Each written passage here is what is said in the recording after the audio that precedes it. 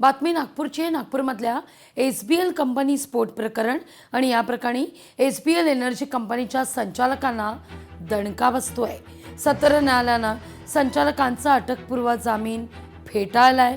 अटकपूर्व जामीन अर्ज गुणवत्ताहीन ठरवून फेटाळण्यात आलाय. SBL कंपनीचा मालक मात्र अद्यापही फरार आहे. 1 मार्चला या ठिकाणी स्फोट झालेला होता. या स्फोटात आत्तापर्यंत 25 कामगारांचा मृत्यू आहे. या सगळ्याविषयी अधिक माहिती घेण्याकरता आपले प्रतिनिधी ज्ञानेश्वर पवार आपल्यासोबत जोडले गेले आहेत. ज्ञानेश्वर, संचालकांची नावं या ठिकाणी आरोपीच्या पिंजऱ्यात येताना दिसत आहेत, पण मुळात मालकांपर्यंत पोहोचण्यात काय अडचण आहे? अगदीच लागवीजी, खरं पाहायला गेलं तर सुरुवातीपासूनच हा प्रकरण लोकशाही मराठी जे आहे ते अगदी लावून धरलं आहे. 1 मार्च रोजी घटना घडलेली आहे.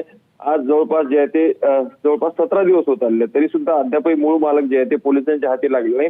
विशेष बाब म्हणजे यामध्ये 6 संचालकांनी जे आहे ते अटकपूर्व जामिनीसाठी नागपूरच्या जिल्हा सत्र न्यायालयामध्ये अर्ज दाखल केलेला होता. मात्र ते अर्ज देखील न्यायालयाने एकूणच गुणवत्ताहीन असल्याचं ठरवत जे आहे ते एकूणच फेटाळून लावले आहे. सोबतच या प्रकरणाची जी आहे ते सखोल चौकशी व्हावी याकरता संबंधित आरोपींना पोलिसांनी ताब्यात घेणं गरजेचं असल्यास देखील न्यायालयाने या ठिकाणी स्पष्ट केलं आहे. त्यामुळे एकूणच आता कुठून कुठेतरी जी काही न्यायालयाला या ठिकाणी उतरावं लागतं, बोलावं लागतं, यातच सगळं काही येत आहे. मुळात आरोपींना मालकापर्यंत पोहोचण्याकरता 3 पथकं ही तैनात करण्यात आलेली होती. 3 पथकं तैनात करून सुद्धा जर मालक मिळत नसेल तर अनेक अर्थ यातून निघत आहेत. मालकांपर्यंत पोहोचूच द्यायचं नाही आहे की पथकं निर्माण करणं हा केवळ फार्स होता?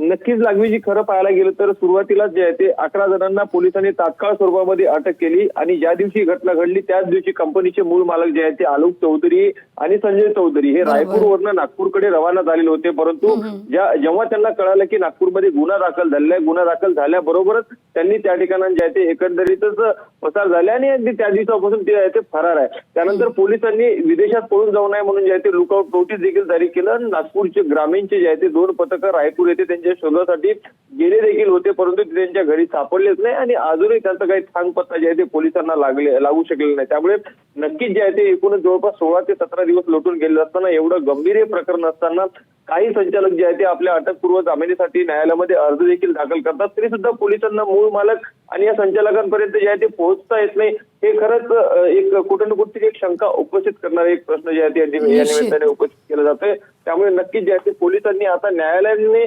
संबंधित 6 संचालकांचं जे आहे ते अटकपूर्व जामीन नाकारल्यानंतर आता त्यांना ताब्यात घेणं गरजेचं असल्याचं अनिवार्य सांगितल्यानंतर आता तरी पोलिसांना जाग येईल का आणि या संचालकांना आणि मूळ मालकांना अटक करतील का हे पाहणं महत्त्वाचं असणार आहे. अगदी ज्ञानेश्वर, धन्यवाद तुम्ही दिलेला सविस्तर माहिती करता. लोकशाही मराठी ऐका, पहा, जागरूक रहा.